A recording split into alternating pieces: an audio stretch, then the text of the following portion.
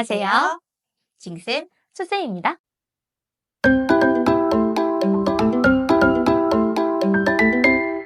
오늘 영상은 신규 선생님들께서 1년 동안의 학교 교육 과정에 들어가시기 전에 어떠한 행사들이 우리를 기다리고 있을까 한번 확인해보는 영상이 되겠습니다. 그래서 이 영상을 시청하시기 전에 몇 가지 준비를 하시면 좋을 것 같은데요.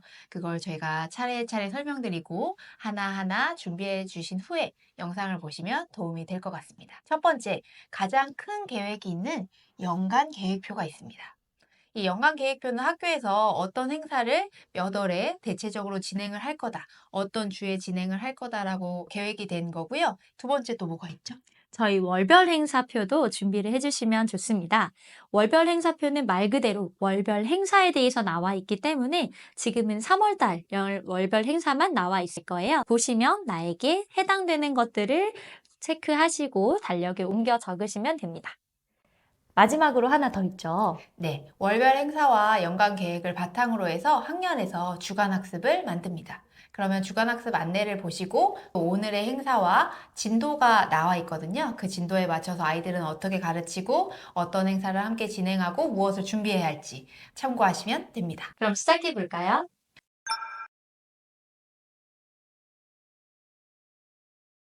먼저 3월의 큰 행사 중에는 진단평가가 있습니다. 진단평가는 학생들의 출발점을 확인하는 평가라고 생각하시면 되는데요. 전학년 학습 내용을 얼마나 알고 있는지 확인하는 평가입니다. 진단평가의 경우 기초학력 담당 선생님께서 학년별로 해당 문제와 답을 보내주십니다. 그럼 그 문제를 활용하여서 아이들과 함께 시험을 보시는 거고요. 학년에서 같이 진단평가 주간 혹은 날짜를 정하면 그 날짜에 맞추어서 운영하시면 됩니다. 그리고 1학기의 큰 행사 중에는 학부모 상담이 있습니다. 요즘 이 학부모 상담은 상시로 많이 전환되는 추세인데요. 1학기와 2학기에 학부모 상담을 진행하는 학교들도 있습니다. 그러니 학교에서 어떻게 진행하는지 꼭 확인하시고요. 학부모 상담은 1학기와 2학기로 나눠져 있는 만큼 조금 성격이 다릅니다. 1학기에는 부모님들께 아이들이 어떤 아이인지 혹은 아이들을 함께 가르치면서 어떤 부분을 도움을 받을 수 있는지 많은 정보를 얻을 수 있는 상담이라고 생각하시면 됩니다. 선생님께서 부담을 가지지 않으시고 우리 아이는 저희가 살펴봤더니 이런 것 같아요 하고 알려주시기보다는 학부모님께 이 아이는 어떤 아이인가요? 라는 정보를 얻는 자리라고 1학기 상담은 생각하시면 됩니다. 그래서 선생님들의 역할은 주로 경청이 되겠습니다. 그럼 학부모님께서 학부모 상담은 어떻게 신청하실 수 있나요? 보통 가정통신문을 많이 활용을 하는데요. 선생님이 가능하신 요일과 시간을 열어놓으시고 학부모님께 신청을 받으면 됩니다. 1학기에 커다란 행사로는 학부모 공개 수업이 있습니다. 아마 학부모 상담보다 학부모 공개 수업이 더 떨리실 텐데요. 학부모 공개 수업은 말 그대로 정해진 날짜, 정해진 요일, 정해진 한 시간을 학부모님께 수업을 공개하는 행사입니다. 저학년의 경우 많은 학부모님들이 신청해서 오시기도 하여서 많은 신규 선생님들께서 부담을 느끼시기도 하는데요. 학부모 공개 수업은 보여주기식의 수업이 아니라 진짜로 우리 아이가, 우리 학생이 어떻게 수업에 참여하고 있는지 학부모님께서 보러 오시는 자리다라고 생각하시면 부담이 덜할 것 같습니다. 학부모 공개 수업이 있는 날은 정장이나 깔끔한 옷을 입고 출근하시는 것을 추천드리고요. 학부모 공개 수업 전에 미리 지도안도 작성해서 제출하고 또 선생님 머릿속에 수업이 잘 디자인되어서 구성되어 있을 예정이니 너무 걱정하지 마시고 평소와 똑같이 수업하시면 됩니다. 다음으로 또 저희를 기다리고 있는 큰 행사는 화재 지진 대피 훈련입니다. 화재 지진 대피 훈련이라니 이런 생각이 드실 수 있는데요. 학교에서 소방서와 연락을 하여서 실제로 화재가 나거나 지진이 났을 때 어떻게 우리가 교실에서 안전한 운동장까지 대피할 수 있을지 연습해보는 대피 훈련입니다. 보통 2교시로 이루어져 있고요. 첫 번째 교시 동안에는 담임 선생님께서 각 반에서 학급의 상황에 알맞게 이제 화재나 지진이 났을 때 어떻게 대피하면 좋은지, 예방하면 좋은지에 대해서 안내하는 수업을 진행합니다. 그리고 2교시 때는 실제로 대피 훈련을 해보는데요. 이때 대피 경로를 정확하게 파악하고 계셔야 혼란을 겪지 않으실 수 있습니다. 화재 지진 대피 훈련 전에 담당 선생님께서 안내문을 보내주시는데요. 꼭 문서를 확인하시고 우리 반은 언제, 어느 방향으로 대피해야 하는지 확인하셔야 혼란스럽지 않게 내 순서에 맞게, 내 방향에 맞게 아이들과 함께 대피하실 수 있습니다. 이렇게 굵직굵직한 행사 말고도 꼭 체크하셔야 될 부분이 있습니다. 바로 전담 시수가 언제 끝나는지입니다. 연간 계획표를 보시면 전담 선생님께서 들어오시는 시간이 매주 있는 건 아니라는 걸 확인하실 수 있으실 겁니다. 전담 선생님도 수업 시수가 정해져 있기 때문에 이걸 확인하지 않으시면 어떤 일이 생기느냐? 전담 시수가 끝났는데 아이들을 보내는 그런 불상사가 생길 수 있습니다. 그러니까 꼭 전담 시수 확인하셔서 언제까지 전담 수업을 아이들이 들을 수 있는지, 나는 언제까지 어디로 전담 수업을 아이들을 이동시켜야 하는지 꼭 확인하시면 좋겠습니다. 네, 이제 2학기 행사를 좀 살펴보도록 하겠습니다. 2학기의 가장 큰 행사 중에 하나는 2학기 학부모 상담입니다. 1학기에는 경청의 역할로 아이들의 정보를 얻으셨다면 2학기 때는 아이들과 생활하면서 관찰하신 부분 혹은 궁금하신 부분들을 모아서 학부모님께 질의하고 듣는 시간이 되겠습니다. 이때 평소 관찰하신 내용을 기록하셔서 기록한 내용을 바탕으로 말씀드린다면 학부모님의 신뢰도를 높일 수 있습니다. 떨림의 연속이네요. 다음으로 떨리는 동료 장학입니다. 동료 장학은 제 개인적으로는 학부모 공개 수업보다 조금 더 떨리는 시간이라고도 할 수 있는데요. 왜냐하면 서로를 너무나 잘 아는 우리 동료들이 장학을 하는 시간이기 때문입니다. 이 동료 장학 때는 동료들에게 수업을 공개하고요. 피드백을 받고 함께 이야기하는 협의 시간을 갖습니다. 이때 지도안 작성에는 여러 가지 방법이 있는데 개인적으로 지도안을 작성해서 제출하는 방법, 학년에서 지도안을 함께 공동으로 작성해서 제출하는 방법, 프로젝트를 진행 중이시라면 프로젝트 차시별로 지도안을 작성해서 제출하는 방법 등 여러 가지 제출 방법이 있으니 학년, 학교에서 같이 협의하신 내용에 따라 진행하시면 되겠습니다. 이때 동료 장학이라는 말 때문에 신규 선생님께는 부담이 있을 수 있습니다. 다른 선생님들께서 나를 평가하시는 것은 아닐까 이런 생각이 드실 수 있는데요. 그와는 정반대로 신규 선생님께는 배울 수 있는 기회입니다.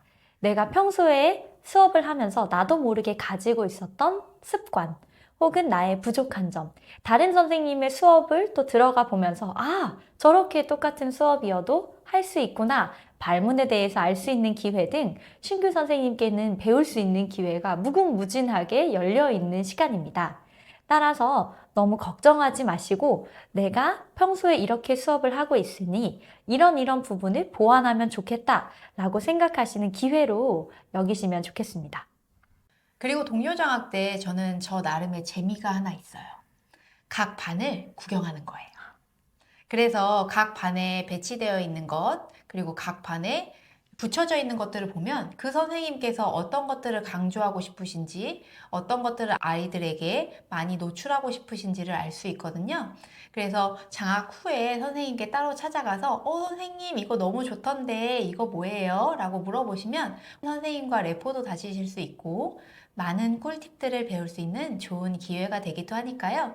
선생님들 너무 걱정하지 마시고 배움의 기회다 생각하시면 좋을 것 같습니다. 다음 2학기에는 또 재미있는 행사들이 많이 기다리고 있는데요. 그중 첫 번째는 바로 운동회입니다. 우리가 학생 때 참여했던 운동회와는 다르게 선생님이 되어 참여하는 운동회는 정말 준비하셔야 할 것이 많은데요. 운동회의 경우 요즘은 전 학년이 동시에 하는 운동회보다 학년별 혹은 학년급별로 진행되는 운동회가 더 많습니다. 학교에 따라서 운동회를 행사를 진행해줄 업체를 구하기도 합니다.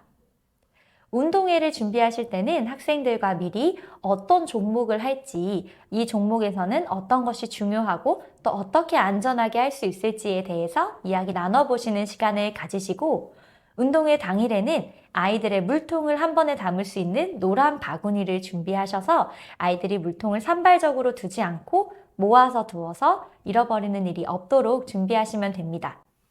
선생님께서는 그날 편한 복장과 모자를 꼭 준비하시길 바랍니다. 그리고 또 하나 꿀팁을 알려드리자면 야외에서 했기 때문에 아이들에게 선생님의 목소리가 잘 전달되지 않을 경우가 많습니다. 그래서 그때를 대비해서 선생님이랑 아이들의 수신호나 호루라기를 활용한 신호를 정해두시면 이거 우리 선생님 신호인데? 라고 아이들이 이야기해서 조금 더 안전하고 빠르게 아이들을 지도하실 수 있으실 겁니다. 다음으로 저희를 기다리는 두근두근한 행사는 바로 현장 체험학습입니다.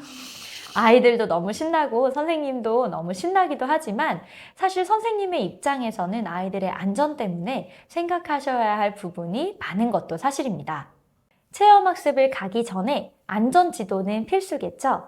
여러 차시에 걸쳐서 안전지도를 해주시면서 아이들과 함께 무엇을 준비해야 할지, 특히 버스를 타고 내릴 때, 버스를 타고 있는 중간에 어떤 점들을 주의하면 좋을지에 대해서 아이들과 충분히 이야기 나누는 수업을 가지시고 그 후에 아이들이 체험학습 때 꼭 가져와야 하는 준비물도 함께 안내장으로 살펴보시는 것을 추천드립니다.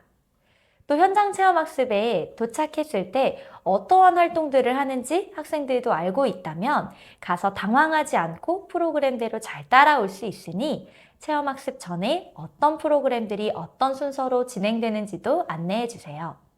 체험학습을 가실 때도 선생님께서 준비하셔야 하는 준비물이 있습니다. 물티슈나 비닐봉지 준비하시길 추천드립니다. 그리고 보건실에는 응급 키트가 있을 거예요. 학년에서 한 명씩 챙기는 경우도 있겠지만 밴드나 연고 같은 아주 작은 상비약들은 선생님들께서 챙겨주셔도 큰 도움이 됩니다. 상비약도 챙기셨다면 아이들과 함께 출발하기 전 버스에 어떤 자리에 앉을지 혹은 조끼리 이동하신다면 조를 미리 정하시고 조장을 뽑아서 조장들은 어떤 역할을 하는지도 안내해 주시는 것이 필요합니다. 1년이 거의 마무리되었다고 할 수 있습니다. 이때 학교에서는 교육과정 평가의 시간을 갖습니다.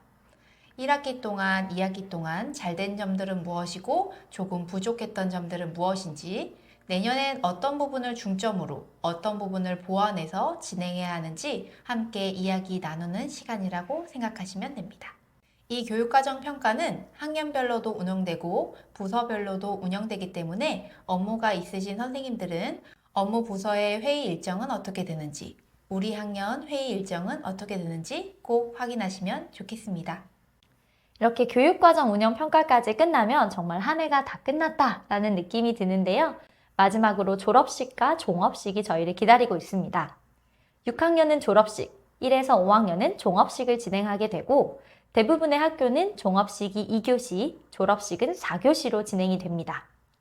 종업식은 2교시밖에 없기 때문에 마음이 급해질 수 있는데요. 종업식 전에 미리 교실 청소와 같이 자잘한 청소들을 마쳐주시고 종업식 날엔 필요한 생활 통지표나 내년 학급 배정표 등 필요한 문서를 나눠주고 한 학년을 돌아보면 수업이 마무리될 겁니다. 졸업식의 경우 같은 2교시를 진행한 후 강당이나 체육관, 운동장 등으로 모여서 졸업식을 따로 진행하게 되는데요. 이때 졸업식 행사는 미리 6학년에서 학년 부장님과 함께 준비하셨을 거예요. 그 순서에 맞추어서 같이 졸업식을 하고 아이들과 인사를 나누시면 되겠습니다. 이상으로 1년 동안의 학교 교육과정을 살펴보았습니다. 지금부터는 영상을 되돌아보며 마무리하도록 하겠습니다.